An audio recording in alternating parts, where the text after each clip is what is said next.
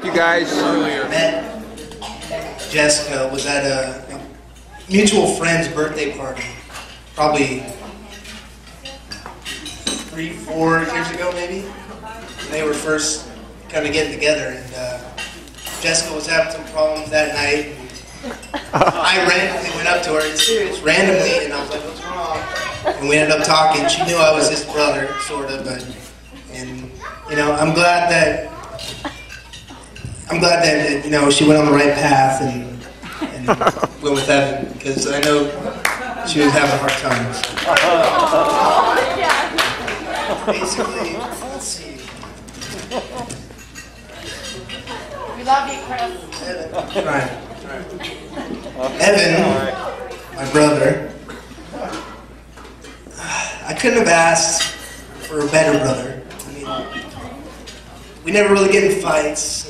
When we were young, he threw a hammer at me, I think. Maybe a few shoes.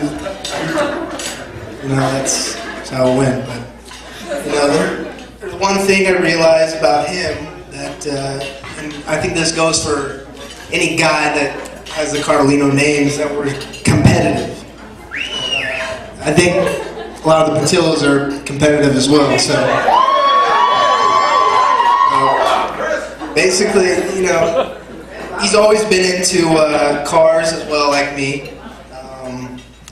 RC cars, just a bunch of hobbies. You know, we even still do that stuff to this day. So, actually, Dad got us into RC cars back when we were young. So, gotta thank him for that. Yes. And let's see.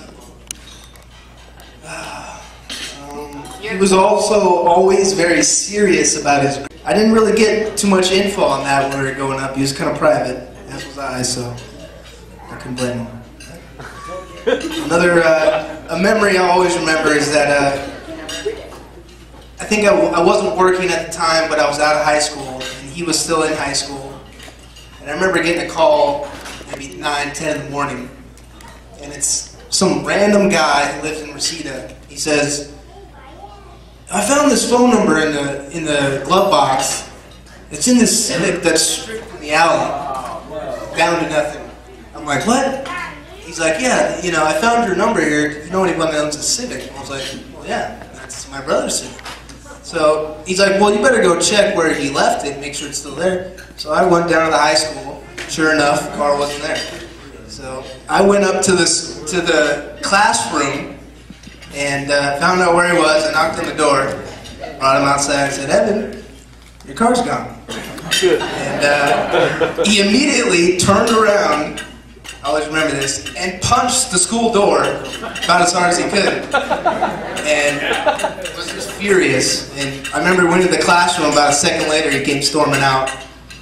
We went and saw the car. It was horrible. Pretty bad memory, I'm sure, for him. So it was bad. I know you always remember that. Yeah, that was his first car. It got stolen.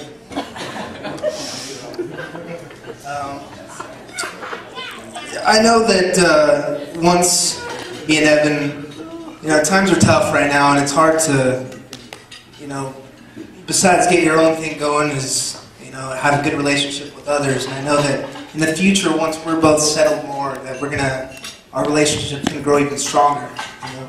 And I think my uncles are like that, and I look up to that. So.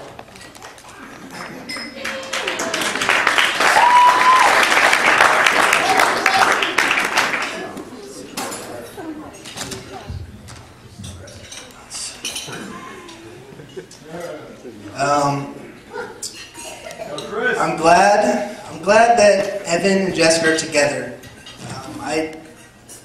When it's meant to be, it's meant to be, and you know it. And they know it. And you can see it within their relationship. So I know Jessica's going to hate me for this because she said no quotes. But I got a quote. I got 2 quotes. The first quote is,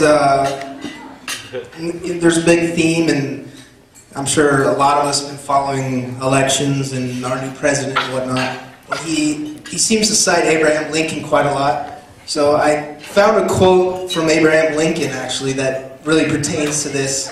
And what he said was, "And in the end, it's not the years in your life that count, it's the life in your years."